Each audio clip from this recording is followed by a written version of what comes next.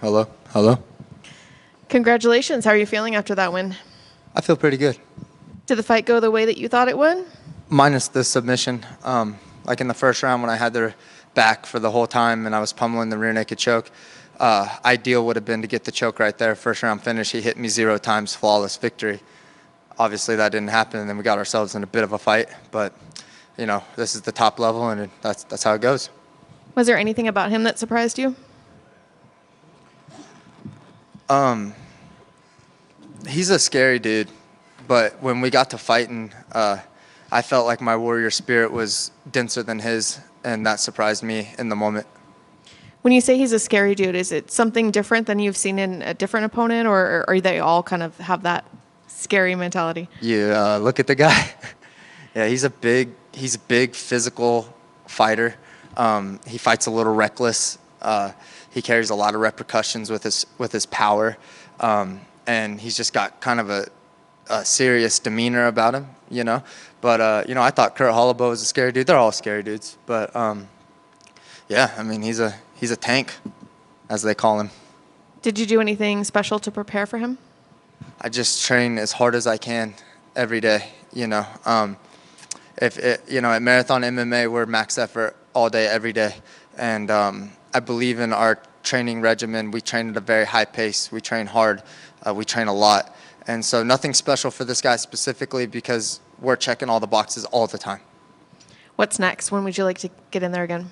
I want to fight Chase Hooper. I keep calling this dude out. I've been calling him out for 3 fights. I think he's overrated. I don't think he's that good, and I want to pick some of that low-hanging fruit. Why do you think that fight hasn't happened? Has he been not into it? The UFC's not into it? I'm not behind the scenes, you know what I mean? But it should happen. So, Chase Hooper, let's get it. How do you see that fight going? I'll smash him easily. He's not a scary dude, for a change. Thank you. Definitely, I could see where Chase isn't going to want to stand up. How would you rate his ground game, his submission game? I'm 3 times a better grappler than him minimum, and I mean that for real. I could knock him out on the feet. I could destroy him in the grappling, and I think after this fight, maybe my grappling will start to get some serious respect after the Holloway fight and then this fight. But I think that a fight against a guy like Chase Hooper, where his grappling is really respected, and then you could watch how easily I could run through him in the grappling, I think that would be a great fight for me to show that to the world and to the fan base. Is that what it's more about? Just trying to take some, because I know he's fought or he's competed in like the invitational and all that other sort of stuff. So he's kind of made a name of that. Is there anything else that makes you want to fight him? It's not personal or anything. It's just about wanting to fight a guy that styles. It's not personal. I think he has more fans than me, and I think he sucks. So I think it's an easy fight. I'm probably the best grappler in the division. I should be on Fight Pass Invitationals. I can grapple at a professional level. I really could grapple at a professional level outside of MMA. And I just want to prove that. I want to show that. So I think a kid like that is a great next step for me. And that's awesome. I mean, if the Invitational asked you, that'd be something you'd be into? 100%. I'm asking right now, please, Fight Pass Invitational. I would love to get in there, and not just against some MMA fighters. I would love to be grappling at the Fight Pass things against like world-class pure jiu-jitsu guys. I think that I could compete in sport jiu-jitsu at a world-class level as well as MMA at the same time. Congrats on the victory. Thank you, sir. Really quickly, is there somebody in jiu-jitsu that you kind of have your eye on that you think would be a good first match? I wish I had a better thought out answer for that because I didn't anticipate calling out any grapplers. But any of them, any of the like pure jiu-jitsu guys, like I would love to show my just pure jiu-jitsu skill against them. I think I could compete with any of them. Question back here. How does it feel as a coach in a Brazilian Jiu-Jitsu black belt to be smashing your way through the lightweight division on the ground? It feels great. I think that like what's awesome about it is that I'm getting to show like if you're in the room with me and you're learning the curriculum that I'm teaching, that is what I'm doing in my fights. I am hitting the transitions textbook that I am teaching and just proving the validity of the system and the grappling system we have at Marathon MMA. I humbly do believe that our grappling curriculum at Marathon MMA is years ahead of most of the game. I think they mentioned it on the broadcast. Are you the head trainer there, or I am the head coach and owner of Marathon MMA. how has that enhanced your game and just really help you see things in a whole different perspective? One of the things that being a head coach, as well as I teach the recreational members classes as well. So I teach like white belts who have no interest in competing every day, is that I am constantly just reviewing the basics and mastering the basics, where I think a lot of fighters at an elite level, no one's like telling them the things that are obvious anymore, and then they start to forget the things that are obvious and forget the basics and abandon the basics. And the basics win and lose fights at the highest level every day or week. No, I totally agree because is this maybe why you see some fighters that are just great at something like a Robbie Lawler, but then he gets that knockout and then you're like, oh, I'm in love with this power and I'm gonna go for that knockout every time, when you could have just won a fight using your bread and butter. Well, I think some fighters' personality stops them from being, not him specifically, but just in general. I think some fighters' personalities maybe prevent them from becoming technicians and being studious martial artists. But I do think that when you're coaching every level of the game constantly, that you're just reviewing all levels of information all the time, so everything stays fresh in my mind, and I'm getting asked a lot of questions every day, and that causes me to rethink about something that maybe I hadn't thought about in a really long time, and it's just always so fresh in my mind. So I think that just familiarity with the information every day is something that is constantly elevating my level and just keeping me sharp. And shout out to the mats at Marathon MMA, because they are keeping me sharper than the competition. Yeah, for sure, man. You mentioned earlier you wanted that first round finish, that flawless victory, but it was Mortal Kombat in there that second round because he was trying to take your head off. How did you keep it together, and what was the conversation like in between 2 and 3 when you knew he spent a lot of energy? I spent the last 2 weeks meditating not on technique or tactics, but just on my warrior spirit. And I knew that there was going to come a moment in the fight where his warrior spirit was going to try to overtake mine and bully me.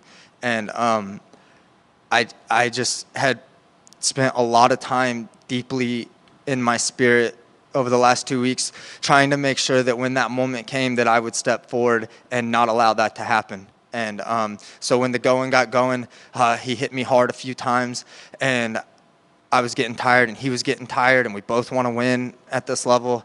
And I remember just telling myself, he can knock you out. If he knocks you out, it's fine. The only unacceptable thing to happen right now is that you quit or surrender. And so that was it, and I just kept pressing forward.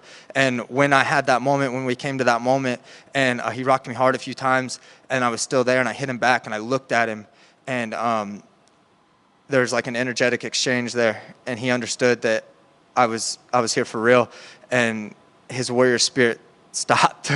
Like, you know what I mean? Like, he didn't stop trying to win, but he stopped trying to bully me in that sense. Like, he understood that he was in there with an equivalent, warrior. And I had that same moment in the Moda fight. Nicholas Moda came after me in the second round. He threw tactics to the curb and just was like, I'm going to just try to dog Trey out. Like, and I remember that moment, and it felt like a spiritual attack, like, in there. It was hard to process. It was like the one thing I took from that fight was, like, I felt that moment, and I felt my spirit wanting to be like, ugh. And then all of a sudden I was like, hell no. And I, like, brought it back out. And right after that, he, like, kind of slipped, and I hit him with that 2-3-2 head kick, and he backed up, and I stepped forward, jabbed him, took him down, kneed him in the head. And it was like, all of a sudden I was like,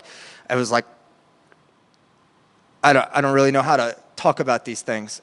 Some of these things that happen in there on, like, an energetic or almost a religious plane, And that experience of that fight made my warrior spirit denser, and that was the moment of that fight that I was most proud of. And I got to that place in the second round in this fight too, and I overcame it again. So that's a beautiful thing, and maybe the most beautiful part of this whole journey.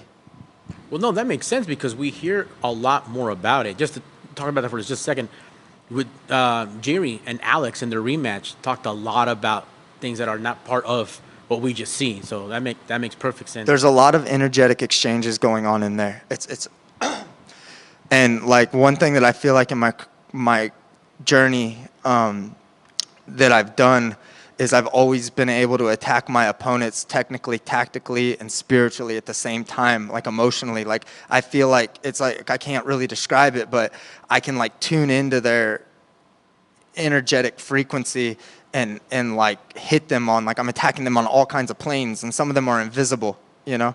And I kind of feel like a weirdo talking about it. Nah, man, keep it coming. Like it makes sense. Like That's why they call me the Samurai, you know? I know fighters are gonna just be their worst critic and beat themselves up endlessly because of it. But in a perfect world, how do you finish that submission? And Where you had him with that arm triangle, like it was just right there. yeah, I got to get better. Like, you know, I have a lethal submission game. I'm getting very close to submitting these guys. I'm fighting some really good guys, you know, like, and I'm dominating them, but they're surviving, and I gotta get even sharper. You know, it was close. That arm triangle was close, and it is what it is. You know, I'll get better. Excellent. Congratulations on the win, sir. Thank you, sir. I've just got one more for you. I forgot to ask, did you hear the controversial interview that your opponent did about women's MMA right before? No, tell me. So he says he doesn't watch women's MMA, and that's when he goes to the bathroom or eats a snack. So This feels like a setup. I'm just curious what your thoughts are on that. I love women's MMA. Thank you. I don't do it, so it wouldn't offend me if you said you didn't like it. You know, honestly, like, I follow the women that have finishing potential, and they're in there to hurt themselves. Or not themselves, they're in there to hurt their opponents, you know, and that have the ability to do it. And I think that there's a lot of women in MMA that are just extremely good warriors and fighters and dangerous and exciting. And then maybe there's some that, like, I think what is being criticized is sometimes there's two of them in there that don't seem like they can really hurt each other, and it just is less interesting to watch. I don't necessarily know. I'm a full-time coach, so I'm studying all of it. You know, I study fights. I watch fights as a fan, but I mostly study fights when I'm watching them. And I think women's MMA is awesome. I think that women doing martial arts is extremely empowering to them. And like, as a martial arts teacher, I love to encourage women to do martial arts and do jiu-jitsu and MMA, and I've seen high school level girls that I've trained for, or high school age girls that I've trained for like 2 years, and they're like blue belt level in jiu-jitsu, and then a high school boy that's bigger and more physical than them joins the class, but he's a white belt, and then for the first time the girl rolls with a guy like this and he tries to win, and she takes him down, positions him, and strangles him, and I've seen the transformation on their face. I've seen how empowering that is to them, and so I think that martial arts is for everybody. But I didn't see what he said. Perfect answer. Thank you. Thank you. Who do you think would win in a fight between a kangaroo and a gorilla? Are we talking a full-size 12-foot roo? We're talking the biggest kangaroo in the building, in the world. Honestly, I kind of think the kangaroo might seem meaner, and the kicking potential, I think the gorilla might come in a little like not cautious, and that roo hits that double teep kick, bouncing off the tail and breaks the gorilla's ribs. That's how I see it going. It's all about leverage. Yes, sir. How are they kidding my pictures? I love you.